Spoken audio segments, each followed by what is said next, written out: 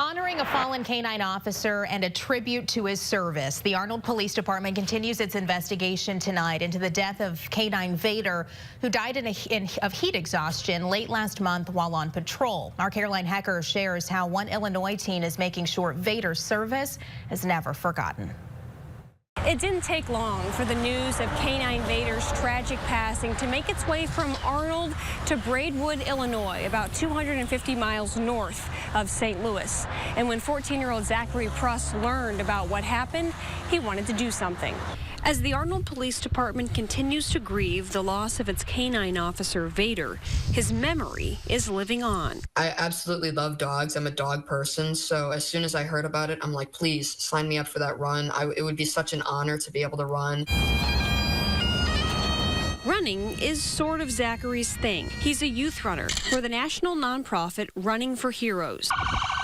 He and 7 other kids from around the U.S. run 1 mile for every first responder who makes the ultimate sacrifice in the line of duty. For K9 Vader! Friday night, he ran in honor of K9 Vader. Video of Zachary's run, K9 flag in hand, along with a handwritten note, will be delivered to Vader's handler.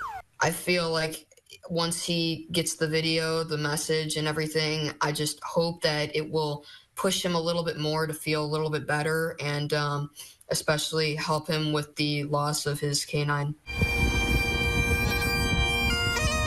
Friday night marked Zach's first ever K9 run, a beautiful evening for a moving tribute punctuated by the K9 promise. My eyes are your eyes, to watch and protect and yours.